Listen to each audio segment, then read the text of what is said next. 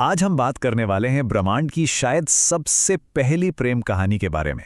एक ऐसी कहानी जिसमें प्यार है, बलिदान है और एक बिल्कुल नई शुरुआत भी है। तो चलिए इस गाथा में थोड़ा और गहरा उतरते हैं। ये जो एक लाइन है ना, ये इस पूरी कहानी का सार बता देती है। देखिए, ये सिर्फ एक कहानी नहीं है, ये तो प्रेम, अहंकार और समर्पण के बीच की एक जबरदस्त टक्कर है। एक ऐसी टक्कर जिसका असर पूरे के पूरे ब्रह्मांड पर पड़ा। तो इस कहानी की शुरुआत होती है इसके दो सबसे अहम किरदारों से। एक तरफ हैं सती, जो प्रजापति दक्ष की बेटी हैं, वही दक्ष जो अपने अहंकार के लिए जाने जाते थे। और दूसरी तरफ हैं महादेव शिव, जिनसे सती को अटूट प्रेम था। और यहीं पर कहानी का जो सबसे बड़ा टकराव है वो सामने आता है। आप देखिए, दक्ष एक प्रजापति थे, मतलब सृष्टि के रक्षकों में से एक, और इसीलिए उन्हें दुनियादारी, पद प्रतिष्ठा, इन सब से बहुत ज्यादा लगाव था। वो चाहते थे कि उनकी बेटी की शादी किसी राजा महाराजा से हो। लेकिन सती का दिल तो शिव के लिए धड़कता था, और शिव, वो तो इन सभी सांसारिक चीजों से मीलों दूर एक तपस्वी थे। बस यही वो दीवार थी, एक तरफ दुनियावी सोच और दूसरी तरफ आध्यात्मिक प्रेम। ये बात है ना, सच में बहुत दिलचस्प है। सोचिए, उस जमाने में जहां ज्यादातर लड़कियां एक आलीशान राजसी जिंदगी का सपना देखती थीं, वहीं सती को शिव का वो वैरागी रूप अपनी ओर खींचता था। क्यों? क्योंकि वो उनके बाहरी रूप के पार देख पा रही थीं, उस परम सत्य को जिसके प्रति खुद महादेव थे। सती के लिए शिव का त्याग ही उनकी सबसे बड़ी दौलत थी। तो अब अपने प्यार को पाने के लिए सती ने क्या किया? उन्होंने रास्ता चुना कठोर तपस्या का। सब कुछ छोड़ दिया, खाना, आराम, सब कुछ, और अपनी पूरी की पूरी शक्ति सिर्फ एक चीज पर लगा दी कि शिव को पति रूप में पाना है। और उनकी यही जिद, यही लगन थी जिसके आगे आखिरकार महादेव को भी झुकना पड़ा और उनके सामने प्रकट होना ही पड़ा। तो ठीक है, सती की तपस्या सफल हुई और उनका विवाह शिव से हो गया। लेकिन कहानी यहां खत्म नहीं होती। एक बहुत ही अहम शख्स था जिसने इस रिश्ते को कभी मंजूर ही नहीं किया। चलिए अब देखते हैं कि आगे क्या मोड़ आता है। देखिए, शिव और सती का विवाह कोई मामूली घटना नहीं थी। ये तो जैसे सृष्टि की दो सबसे बड़ी शक्तियों, पुरुष और प्रकृति का मिलन था। सोचिए, खुद ब्रह्मा और विष्णु ने आकर इस विवाह को संपन्न कराया। देवता, दानव सब आए, सिवाय एक के, सती के अपने पिता दक्ष। वो जानबूझकर नहीं आए। उनका जो अहंकार था ना, वो उनकी बेटी के प्यार पर इतना भारी पड़ गया। और बस यहीं से कहानी में टेंशन और भी ज्यादा बढ़ जाती है। दक्ष ने अब ठान लिया था कि वो सबको दिखाएंगे कि वो कितने श्रेष्ठ हैं और सबके सामने शिव का अपमान करेंगे। इसके लिए उन्होंने एक बहुत बड़ी योजना बनाई। तो दक्ष ने क्या किया? उन्होंने एक बहुत बड़े यज्ञ का आयोजन किया। अब यज्ञ, आप जानते ही हैं, एक पवित्र अनुष्ठान होता है देवताओं को खुश करने के लिए, दुनिया में संतुलन बनाए रखने के लिए। लेकिन दक्ष का मकसद पवित्र नहीं था। उनके यज्ञ के पीछे सिर्फ और सिर्फ उनका अहंकार था। उन्होंने सबको बुलाया, सारे देवी देवताओं को, बस एक को छोड़कर, महादेव शिव। और ये कोई भूल नहीं थी, ये जानबूझकर किया गया अपमान था।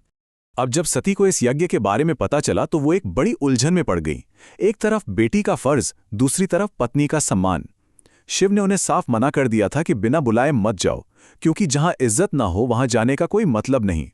पर सती को फिर भी एक उम्मीद थी कि शायद वो अपने पिता से बात करके सब कुछ ठीक कर देंगी, उन्हें उनकी गलती का एहसास करा देंगी। लेकिन जब सती यज्ञ वाली जगह पर पहुंची तो वहां उनका स्वागत नहीं हुआ, बल्कि भरी सभा में उनका अपमान हुआ। उनके अपने पिता दक्ष ने इतने कड़वे शब्द कहे, सिर्फ सती को ही नहीं बल्कि शिव को भी बहुत बहुत बुरी तरह से अपमानित किया। अपने पति का ऐसा अपमान सुनकर सती से रहा नहीं गया। वो चुप नहीं बैठी। उन्होंने भरी सभा में सबके सामने शिव के असली स्वरूप के बारे में बताया। उन्होंने दक्ष के उस दुनियावी घमंड को सीधी चुनौती दी। सती का एक एक शब्द ये साबित कर रहा था कि असली ज्ञान बाहरी दिखावे में नहीं बल्कि अंदर के सच में होता है। अब तक सती का दिल पूरी तरह टूट चुका था। पिता के वो कड़वे बोल और पति का अपमान वो और बर्दाश्त नहीं कर पाईं। और तब उन्होंने वो फैसला लिया। उन्होंने ऐलान किया कि ये शरीर, जो एक ऐसे पिता की बेटी है जो शिव का सम्मान नहीं कर सकता, ये शरीर अब इस दुनिया में रहने लायक नहीं है।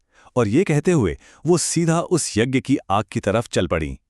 और बस इसी पल से कहानी का पूरा माहौल बदल जाता है। जब शिव तक ये खबर पहुंची कि सती ने आत्मदाह कर लिया है, तो उनका दुख और गुस्सा एक प्रलय बनकर टूटा, एक ऐसा प्रलय जिसने पूरे ब्रह्मांड को हिलाकर रख दिया। अपने बेइंतहा गुस्से और दर्द में शिव ने क्या किया?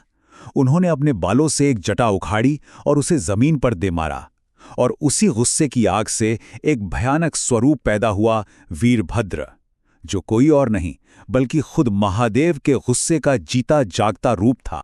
वीरभद्र को रोकना किसी के बस में नहीं था। उसने पलक झपकते ही दक्ष के अहंकार का वो जो प्रतीक था ना, वो यज्ञ, उसे पूरी तरह से तबाह कर दिया। यज्ञ की जगह पर चारों तरफ हाहाकार मच गया, और आखिर में वीरभद्र ने दक्ष को उसके किए की सजा दी और उसका सिर धड़ से अलग कर दिया। दक्ष को तो सजा मिल गई, लेकिन शिव के दर्द का क्या? उनका दर्द तो अब शुरू हुआ था। जब वो यज्ञ वाली जगह पर पहुंचे और उन्होंने सती के जले हुए शरीर को देखा, तो उनका दुख किसी सागर की तरह उमड़ पड़ा। वो सती के शरीर को उठाकर बस चलते रहे, एक ऐसी शोक यात्रा पर जिसका कोई अंत नहीं था, और उनके इस दुख से पूरे ब्रह्मांड का बैलेंस बिगड़ने लगा था। अब शिव के इस गहरे शोक को तोड़ना जरूरी था, पूरी सृष्टि को बचाने के लिए। तो आखिरकार देवताओं को बीच में आना पड़ा, और इसी की वजह से पूरे भारत में कुछ बेहद पवित्र जगहों का निर्माण हुआ। जब सारे देवताओं ने देखा कि शिव के दुख से तो सृष्टि ही खत्म हो जाएगी, तो वो सब भगवान विष्णु के पास गए। तब विष्णु ने अपने सुदर्शन चक्र का इस्तेमाल किया और सती के शरीर के टुकड़े कर दिए। धरती पर जहां जहां उनके शरीर का कोई हिस्सा गिरा, वो जगह एक शक्ति पीठ बन गई। शक्ति यानी वो दिव्य स्त्री ऊर्जा, और पीठ मतलब स्थान। और आज भी ये सारी शक्ति पीठें उसी अमर प्रेम और देवी सती की ऊर्जा का प्रतीक मानी जाती हैं। तो इसका मतलब क्या हुआ? इसका मतलब ये कि सती का वो बलिदान एक अंत नहीं था, वो तो बस एक मोड़ था, एक ट्रांसफॉर्मेशन था। उनकी वही आत्मा, वही प्यार, वही शक्ति एक नए रूप में फिर से जन्म लेने वाली थी, ताकि शिव के साथ उनकी कहानी अधूरी ना रह जाए। और उनका यही पुनर्जन्म हुआ पार्वती के रूप में। और ये कहानी अपने पीछे एक बहुत गहरा सवाल छोड़ जाती है। क्या प्यार सच में कभी खत्म हो सकता है, या वो बस अपना रूप बदल लेता है?